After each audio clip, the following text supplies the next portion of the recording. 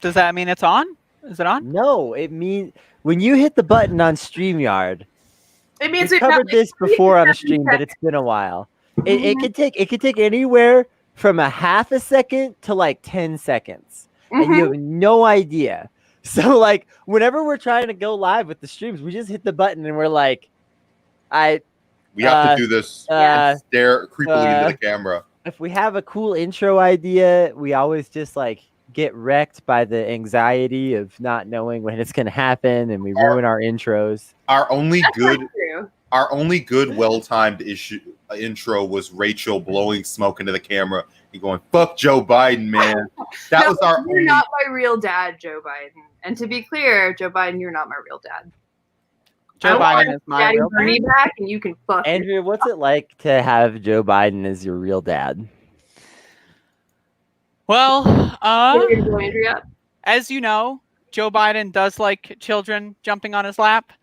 And this was always a very awkward family dynamic at Thanksgivings and other family reunions. No. Oh, no.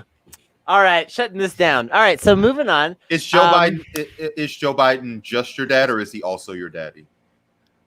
No comment. All right, fair enough. I know that Joe Biden is only related. He only has relations with his granddaughters. So I'm not the granddaughter. I'm just a daughter. Do you feel safer? I do feel safer. It's like baldness. It skips a generation. That's fair. Oh no! Baldness skips a generation. All right. Fucking cancel. Let's talk. So obviously, like, are we talking about People's Party or what? Yeah, because like the world is going to hell, and like it's extremely going to hell. But like, I'm going to present a very grim thesis about the world going to hell later in the week, but I don't have the stomach for it today. Yeah, like let's chill today. Let's So like, I have been playing a very fun game for the PlayStation called Fall Guys, and it's been a lot of fun. Which PlayStation? The PlayStation 4. The newish one. Rachel, you missed it. We streamed Fall Guys. What? At the end of the telethon on Friday for rent relief. I missed it. Yeah, we raised $3,000 for rent relief. Excuse me, $3,700. $3,700, almost $4,000 for rent relief. It was an incredible telethon. If y'all missed it, it's in the YouTube archive. Just get it together. Do y'all want to like clip any of that stuff up?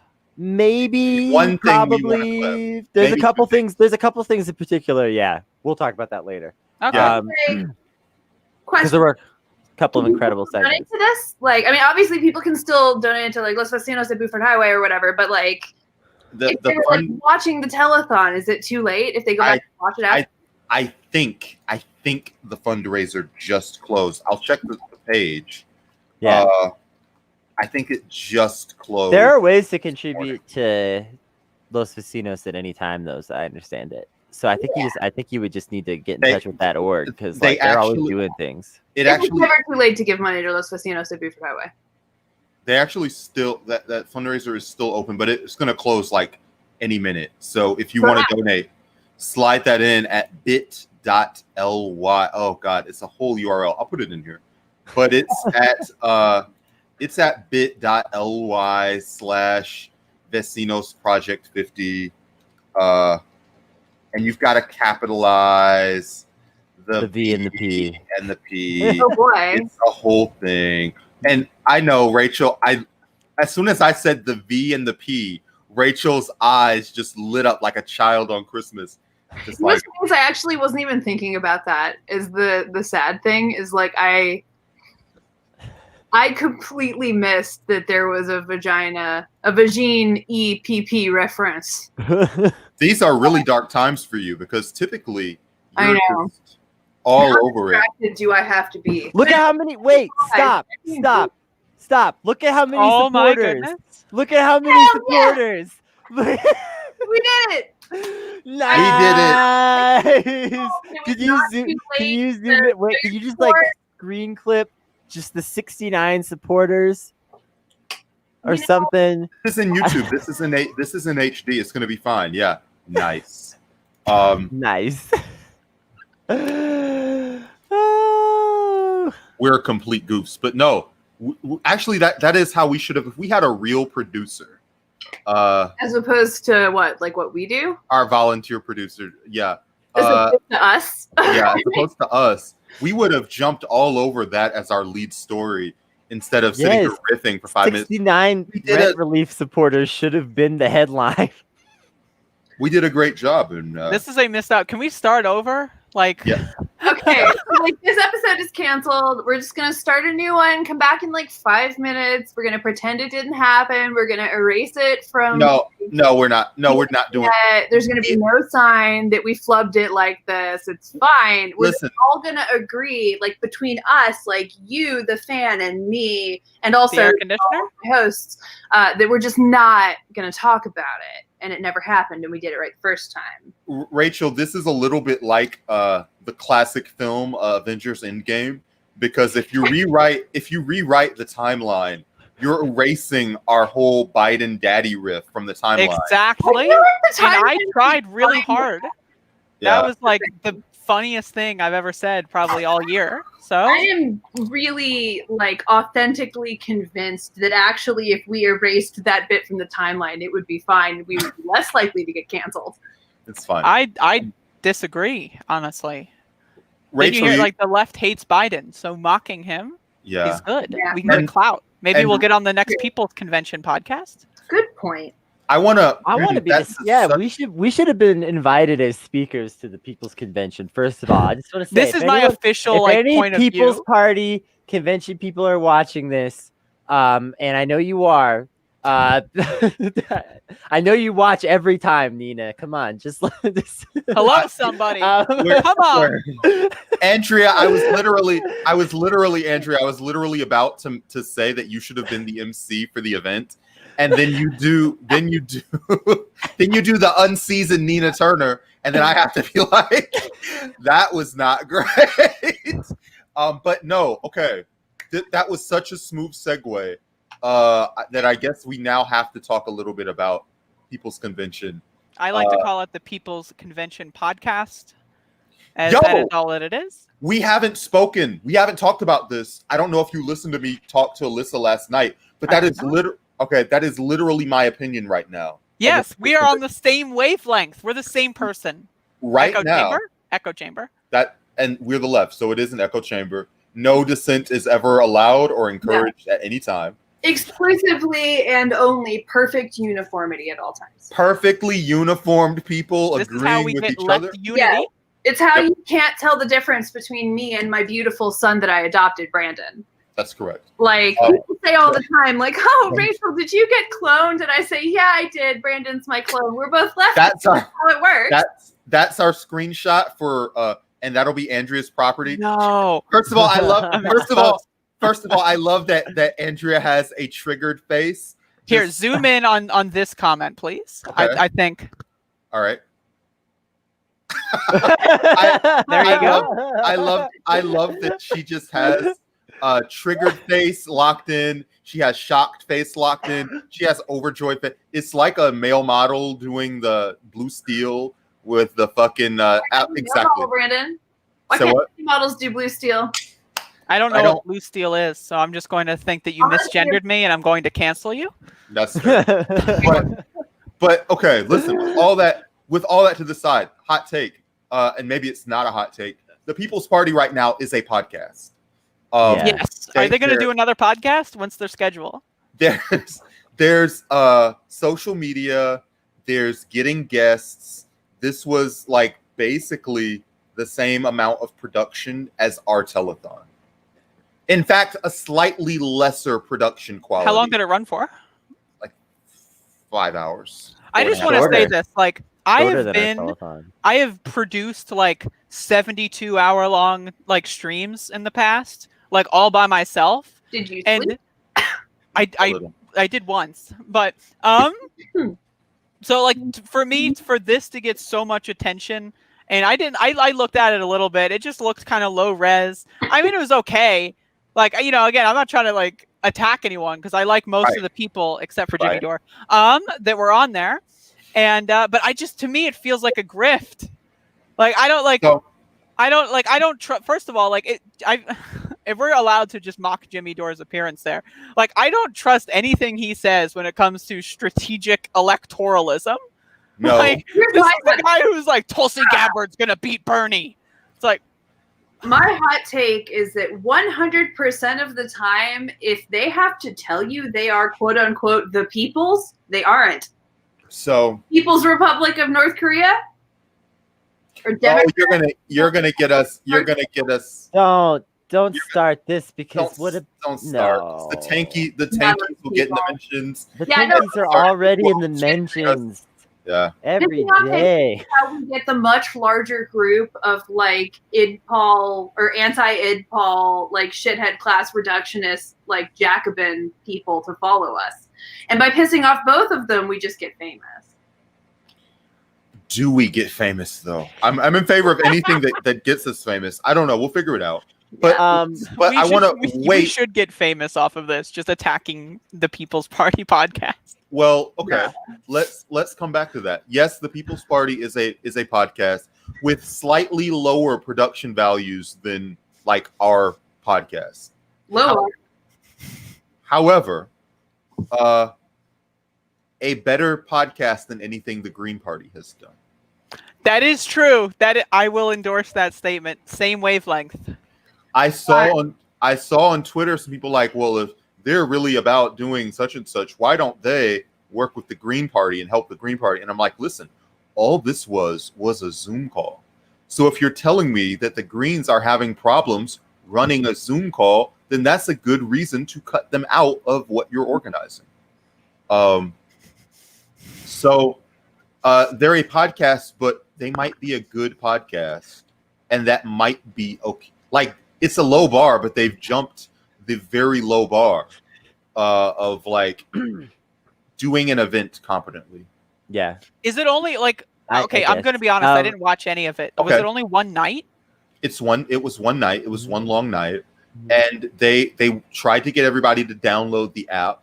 They were going to have a vote on whether to form a party at the end of the night, and you had to have the app in order to vote. And of course, everyone, if you have the app, you're voting yes. Because you care enough to download the app. It's list building, like really cynical list building tactic. But their platform is basically Bernie 2016. It's yeah. You know when we joke about it's worse than Bernie 2020? Say what? Was it worse than Bernie 2020 then? Because I thought the 2020 campaign had some cool stuff in comparison. I don't know. I can't say that for sure, but it's in very Bernie 2016 mode. We've joked about like how sometimes you end up with all these progressives whose platforms sound exactly the same. It's like the People's Party's platform is just like that platform. It's like you already know what it says without looking at it. It's like healthcare, climate, get a wage, etc. Yes. It is just like the distilled platform of the online left, which is fine because I mean, by comparison, a lot of the Green Party platform stuff is like completely incoherent. So actually, I want to talk about that, and Kennedy, I'm going to kick it right back to you, but I do want to just like use this as a frame. Sure. The People's Party, slightly to the right of the Green Party. Definitely, yeah. Is that good or is that bad? Neither. Okay.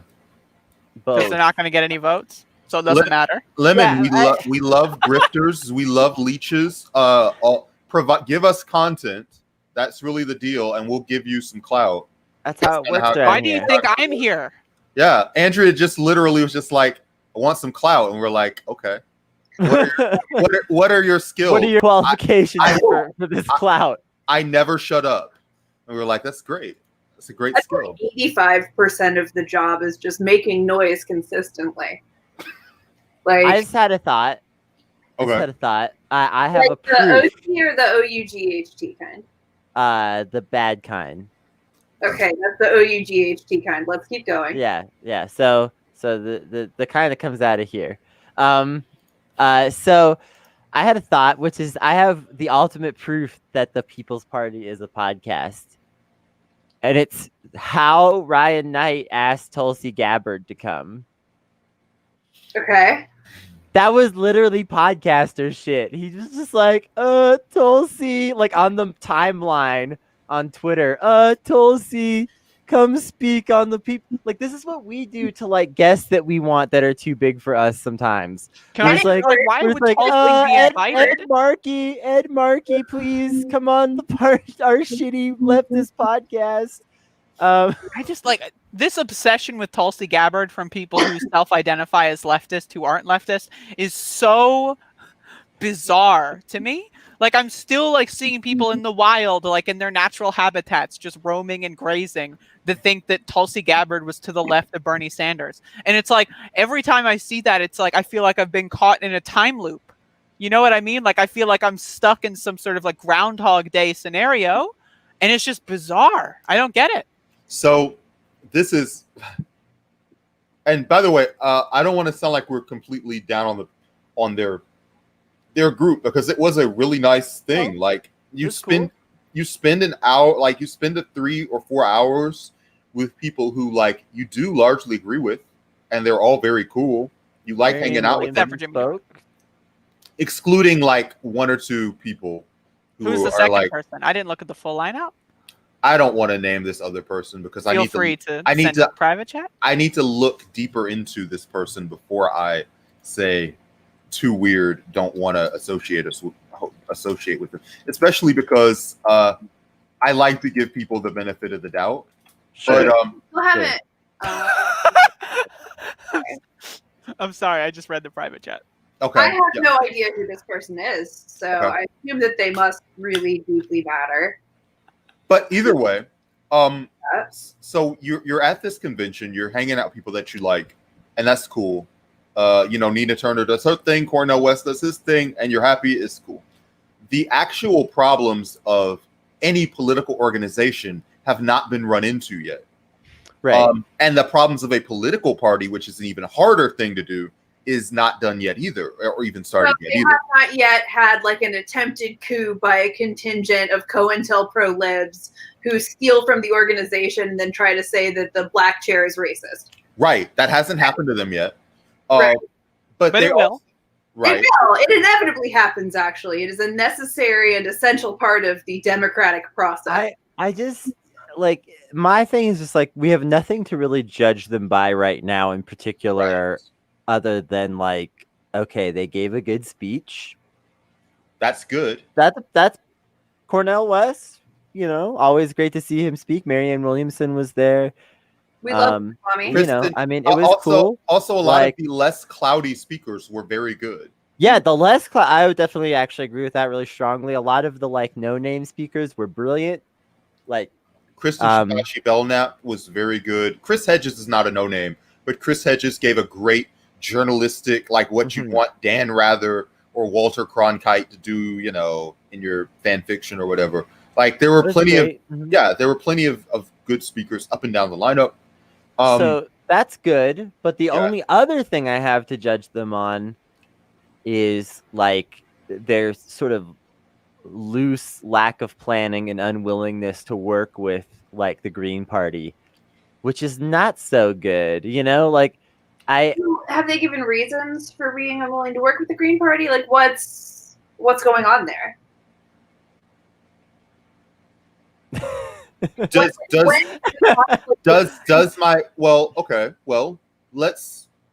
Let's game this out a little bit. Okay. Let's say that I'm starting a third party. Okay. I've made that takes a lot of leaps in logic, but let's say that I feel like the most important thing right now is an independent left-wing party. If you know me at all, this is the exact opposite of my view, and that political parties don't matter. We're just engaging in a thought experiment. Right, exactly. We were the kind of rube who believed in political parties in the first place. Right, a THOT thought experiment. I want to take on the Democrats. Realistically, my first step is probably to surpass the Green Party. I don't know if there's room for 2 left-wing political parties in America that are like major third party, whatever. Obviously, I want to do as much as possible, but like, how much do I need to work with the Green Party if it is my goal to replace the Green Party? It seems like the People's Party right now has a pretty broad coalition because right now the stage they're in is at the clout gathering stage, and getting in like your biggest podcast guests and drawing up a broad platform that they all agree to, and that's cool. But they're gonna have problems later with like who's in charge, what are we running, what is our strategy. Right now the strategy is to build a mailing list, so they're doing that right now, and they're getting people to download an app, and they're getting it's a game of King of the Hill. Like, all right, like Flow Girl, check this out. Tulsi Gabbard, is she invited? Yes or no? And so now we've got to argue over that. Okay. Yeah. The People's Party platform right now is an anti-gun platform. Should they be pro-gun or anti-gun? Is it really anti-gun? Yeah. Yeah, it's like a gun control, like, violence is ravaging our streets. So like, did they go after the rioters and looters? No, it's not like that, Okay. but it's All like, right. mass shootings in our streets and gun control. Like, it's a mean, gun control platform. So should that be the platform, or should it be a leftist, the people must take all these platform questions aside, I think the real issue with their stance towards the Green Party is that they're not committing. I think that the People's Party should either, and they have time to do this still, to be clear. It's like this has just started. So I don't want this to sound like they should have done this by now. If they haven't done this like 2 years from now, I would be extremely concerned. But they've got time right now. But they need to either say, we want to be the leftist party of America. The Green Party has failed consistently, and we're gonna do better than that. And like say that, or they need to say we're building a coalition with the Green Party. In my opinion, like they need to like pick a lane, because if they're just like the Green Party's theoretically fine, we won't work with them, but they're theoretically fine. That's literally just splitting the resources. Like, and it's just like ensuring that leftists don't win anywhere, in my opinion. Well, it's possible, and this might be or may not be what happens. It is possible to build a larger party than the Green Party without engaging with the Green Party at all. I don't think that actually would even be particularly hard. I think you could do that like by the end of the year, to be honest. I have a lot of respect for the Green Party. No disrespect. However, comrades. Like, I am not saying in any capacity like Green Party bad. I want to make y'all back up just a little bit, because I think y'all are underestimating a little bit just the amount of people that do organizing, like at the state level and stuff, to make the Green Party a thing right now. I know, like, they have ballot access. That's not nothing. If People's Party is going to build that same kind of organizing base, like they need hundreds to thousands of people to like, put serious time in, because the Green Party has that already. Yes. Like we might underestimate how much the Green Party has at times, and we might kind of fairly also judge them at times for like kind of not having their shit together, but they still have like a structure that is like in place with people that are dedicated to working it. And my concern especially is that a lot of people right now are going to be kind of excited about this People's Party thing, but are there going to be enough people excited enough to put thousands of hours into volunteering in 2022 to get a People's Party person elected to city council? Because like, that's a lot of work. And the Green Party already tries to do that work and fails consistently with a huge structure. Are we going to canvass and build a national list? Because that is what the Democratic Party has, which is just they have a list of everybody in the country and what their political affiliation is.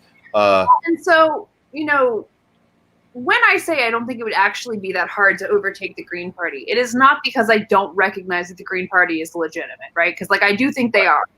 But I think that there are sort of intrinsic limits to how marketable the Green Party is going to be.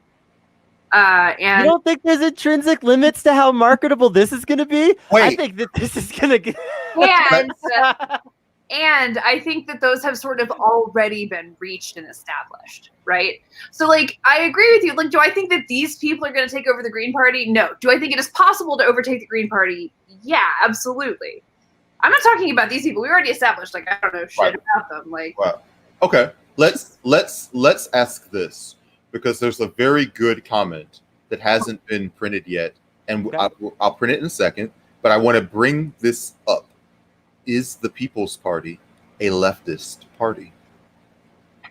Probably not. It sounds like not. If they're to the right of the Green Party, definitely not, because the Green Party is a reformist party.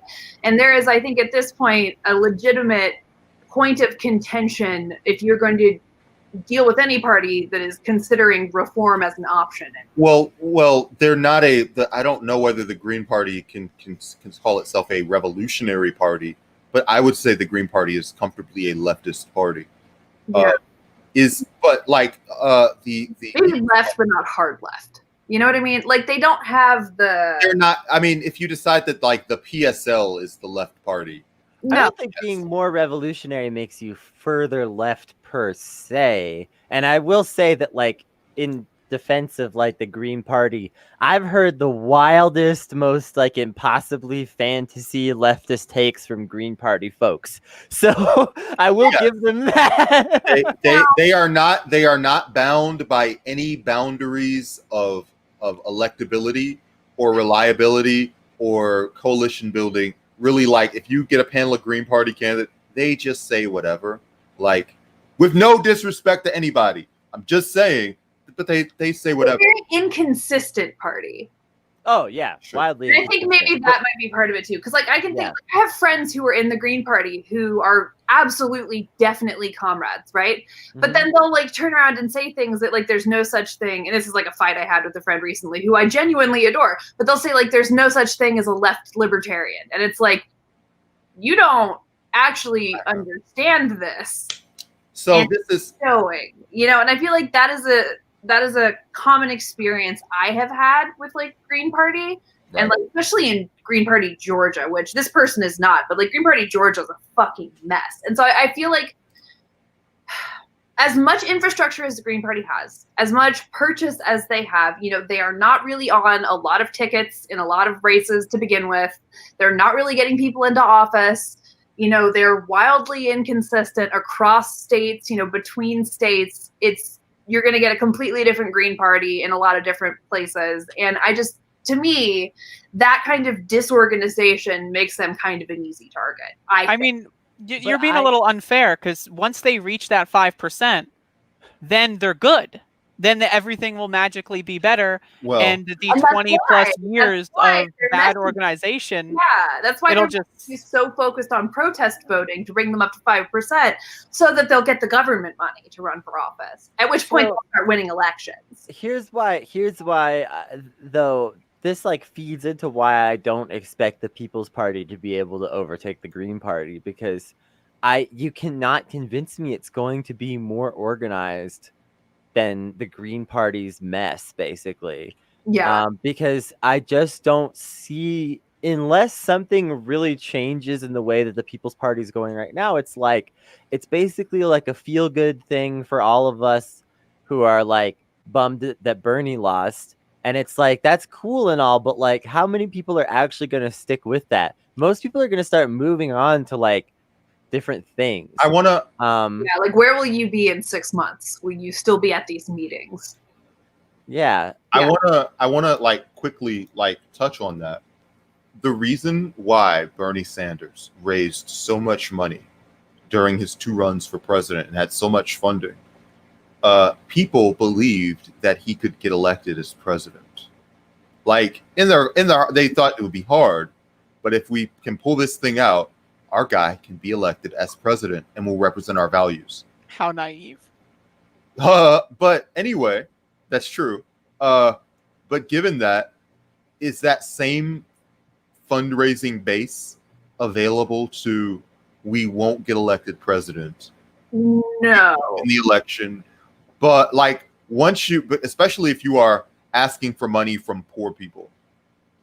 Well, and here's the thing is the people who would donate to the People's Party are already donating to the Democratic Party, because every single one of them is a never Trumper. Like every single one of them is like, we have to get Trump out of office. And it's like that same sort of coalescing, like. Is that true? Pool. No. I would say a lot of the People's Party guys are like accelerationists. Kinds of people who are also like, well, if I'm going to donate money, I'm going to donate it to like get Trump out, as opposed to like positively donating towards like productive causes. Like every single person who would buy into that is already bought into like 2020. Like, fuck it, I guess we have to get Biden into office. I don't believe that's true. I think most of the People's Party people are burned out Bernie bros that are fed up with Democrat, and they just want a room where people like them. And they're like never Biden burners, at least on my Twitter. Yeah, most of the Twitter people who have supported people have seemed more like never Biden. But I wanna quickly like hit. That's an even smaller group of people though, which is even less empowering. I know this is all the point that I'm trying to make. Also, I want to reiterate a point that I made on Political Hack and Slash. So by the end of this like election cycle, we are poised to have like to roughly double the squad, to the point where any given one of us could probably find anywhere from like 7 to 10 people in Congress that we like are pretty okay with, you know, that like that we would happily like continue to vote for and reelect for the foreseeable future, you know. So do y'all know how many independent people have served in Congress in the last 50 years? 170. Wait, like in the Senate or? It's Senate and Congress. Okay. Last 50 years, independents. Oh, how many have Bernie? Angus King. Yeah, and him. Just give me a number. I'm going to guess 27. 4, 5, 8. Okay. And more than half of those were to the right. They weren't independents because they were left like Bernie. They were to the right of the establishment, and so they left the Republican Party to prove how fucking conservative they were. So are we counting Justin Amash here? Yes. Because I think it's a different game to run and win as a Republican and then change your party affiliation. Totally, 100%. That's part of what I'm trying to say. So when we talk about like making this kind of change, I just don't really understand why so many people are ready to give up on the like, let's use the Democratic Party as our vehicle because it's their strategy. Like, I know that there's a lot of challenges with it, but it's literally a vehicle that we don't have to like fight with to get like our name on the ballot to do these things. It's the least like, amount of work. All of the progressives that we interviewed on this show who ran, they didn't have ballot access problems. They didn't have these problems that we're talking about that independents have. And I just have to point out that like, in a way, there's sort of almost an analogy between like, and this is also something I said on Political Hack and Slash, there's kind of an analogy between like the protesters wearing the cops out and like us like beating down the Democratic Party. Like they literally threw all of their weight behind preventing the Bernie nomination. Like they gave it everything they had, and now we're just like, oh, but we shouldn't go against them again, even though like we almost beat them. I'm just confused about that. Yeah, like what? Like give 4 more years. Like, you know, Obama's less of like a star in these people's minds. Like I think it's totally possible that we have someone who's maybe not as left as Bernie, but closer. You know, like God forbid if it's someone like Tulsi. I don't want to think about those 2024 grifts. But hell world shit I could see though, because like I can just have this like vision in my mind of like Tulsi getting up there and saying a bunch of really fucked up shit about like, you know, I don't know, Erdogan or somebody, like some like really like just ridiculous thing about some kind of like dictator, because God knows she's like bomb happy and a total fucking hawk. And like the DNC just being like, this is perfect. We did it. Like we found somebody who wants to bomb people and also is like ostensibly left.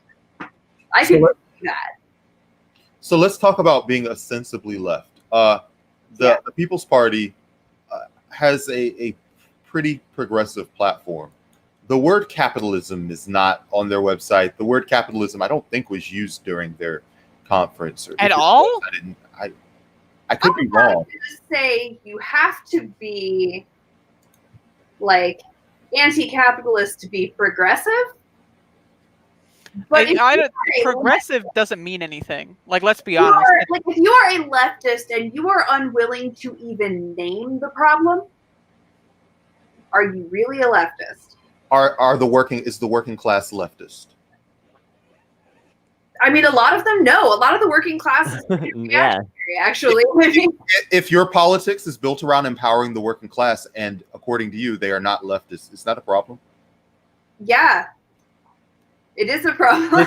This is why I keep saying that fundamentally I'm not sure exactly what the lane is for the People's Party to become a big thing. Well, is that I mean, if their goal is to educate the working class, and like that is their goal, is to like make more working class people realize that like they maybe should think about leftism because like it suits their needs, then like that's okay potentially.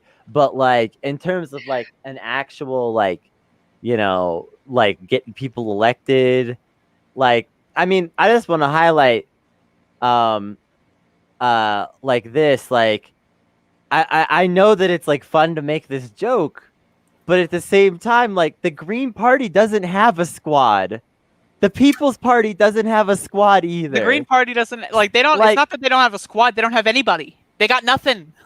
They have like a city councilor in Michigan or something. I don't know, but like you know, it's like they don't have a squad. Like at least if we have some representation in government, that's better than zero. And you got to understand, from my perspective, electoralism is never going to solve the problems anyway. So it's like, it doesn't matter. We could run the leftist candidates possible and it still wouldn't really solve all the problems. So what is electoralism about? It's about getting some things done.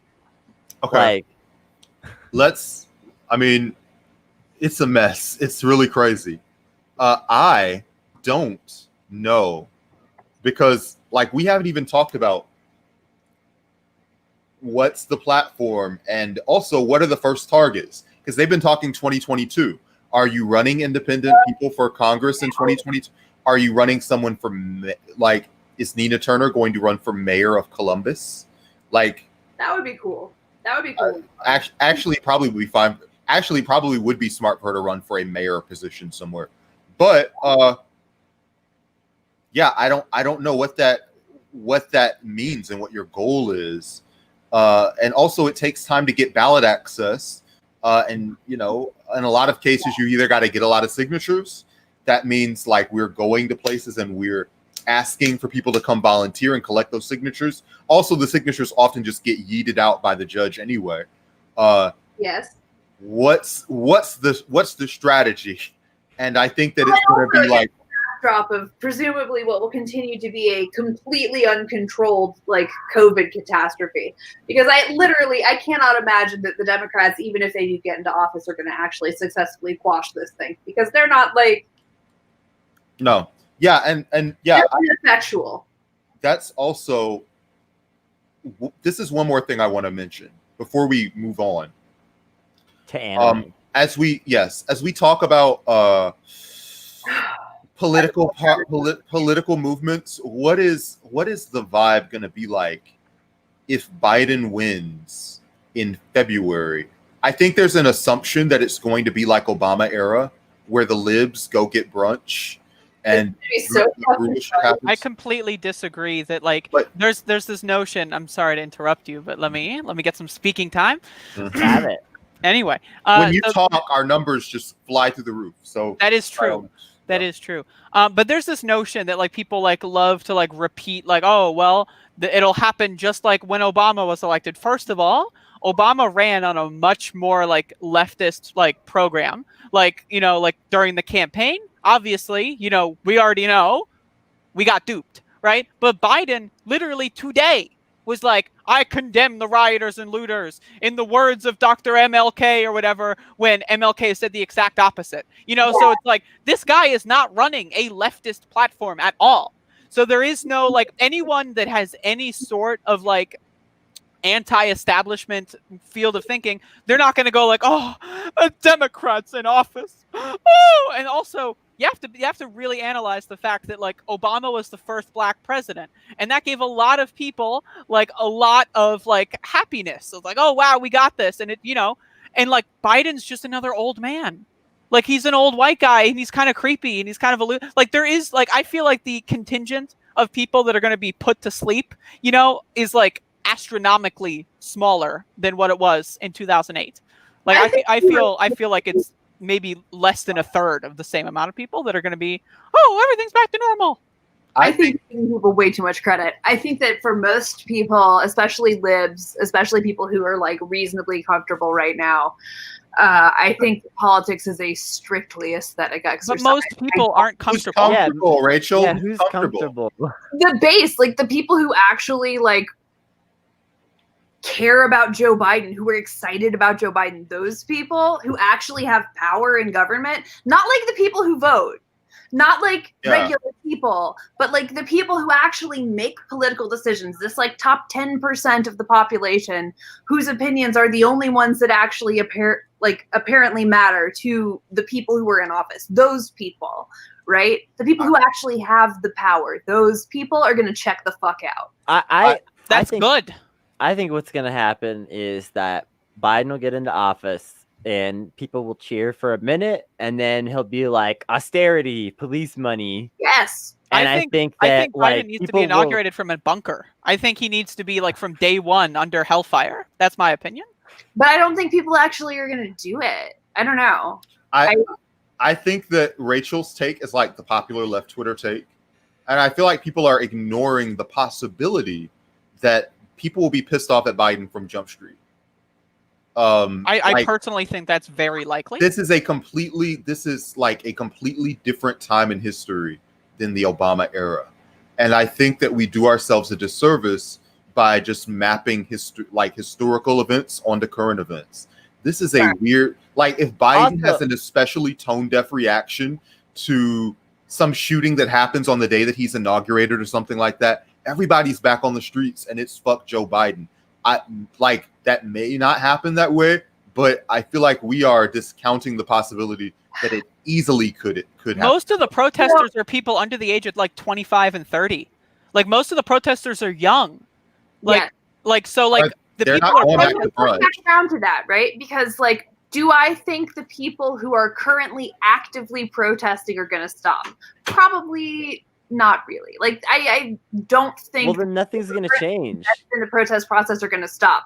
What I do think is going to happen is that, like, for the people who have, the MSNBCers, those people, for those people, like, the protests are fucking irrelevant, right? Like the only reason that they have any sympathy for the protests right now is because they happen to be against Trump. And I think that those people have a disproportionate amount of power and they're going to wield it. They're going to use it the same way they always do to keep themselves comfortable, to keep themselves in power. And I don't think it's going to make a fucking difference. I think all of the resistance that they are making right now to Trump, which is kind of the only resistance that actually has like power in our system, as it has been very intentionally structured to make these kinds of like large, broad, terrible take changes. No shit. Womp womp. Because like we look at the statistics, we look at the numbers, there is like almost no correlation. There's almost no correlation between the will of the people and actual elected officials making policy that reflects that. It doesn't happen. The elected officials only care about the top 10%'s opinions. Full stop. They only care about the opinions of the people who have the money. All right. Listen, you're not entirely wrong. I'm cutting you off. You're not entirely wrong, but you're completely overlooking a lot of factors here. First of all, I just want to say the brunch class are at brunch now. They're just whining while they're at brunch, but they're not doing meaningful things. I do not agree at all with your assertion that their resistance matters. Like, I could not agree less. If they go back to sleep, they're like no longer annoying on Twitter. We have more. Yeah, if they go back to sleep, it doesn't fucking matter because they're not doing anything that matters now. Like yes, they prevented Bernie from getting elected, arguably, but in terms of like the actual like stuff that still matters, like that battle's lost. It's over. Who cares? Like, in terms of the stuff that actually is going to matter, like in terms of like looking at like, is Trump or Biden in office? These people are at brunch now. They don't give a shit now. The people who are in the streets are a completely different group of people. The people in the streets are getting things done. And I will not agree that like it even matters if these people are fucking awake or asleep, because their version of awake is like oppression. like just disguised as like something better. Yeah, but like, are we not talking about electoral politics? Like, if we're talking about the country at large, sure. I mean, I think we're gonna have a fucking civil war, possibly. You know, I don't think Trump's even gonna leave office. Like, we can talk about that, but if we're talking about like efficacy, like Biden gets elected, and what happens with like elected officials, and what happens with policy, like fucking, they stop. I think personally, I think Biden. Now, I'm not trying to say Biden will go left. I don't think that at all. But I think there's a few things that can be done under Biden that wouldn't be done under Trump. Okay. Personally. And like, I think as far as harm reduction, like anything Sure. that can be slightly eased, I think that's a good thing, personally. Sure. Yeah. But what I'm saying is like whatever sort of like resistance momentum exists right now is going to be completely lost. And when there is no resistance, they pass all of Trump's bills. That's what like, I'm saying. You're speaking about a fantasy. There's no the resistance to Trump is like they're like here, Trump, here's a military budget. We're resisting you. And like, what I'm saying is even the token resistance that they're doing right now is going to just evaporate. What's going to end up happening is like the discourse itself, I think, is going to start to fall apart. Like, and I don't mean to say this in the sense of like, oh, like nobody like gives a shit about politics. Like, politics are our lived experiences. Politics are like what is actively happening in our lives right now, and like the way that these pressures impact us. So I'm not saying the people who give a shit, who are dying right now, are going to stop dying and stop giving a shit, right?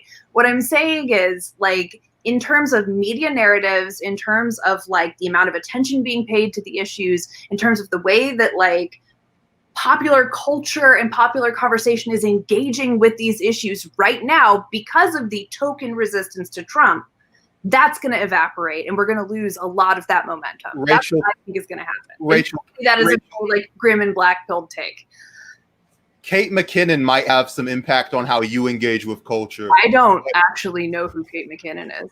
Who is that? But the rest of the world, in terms of American culture, doesn't give a shit about like the resistance. They have no. I mean, like, young people are on Twitter, they're on Facebook, they're on YouTube, they're not watching MSNBC. They don't really have any impact on media narratives. They don't really have any impact on art. They don't have any impact on filmmaking. They don't have any impact on music. They don't have any impact on sports. They tweet and they don't have impact there.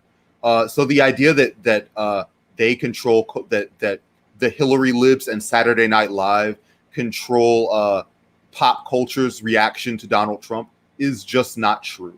They repeat the shit that they hear from activists and from young people.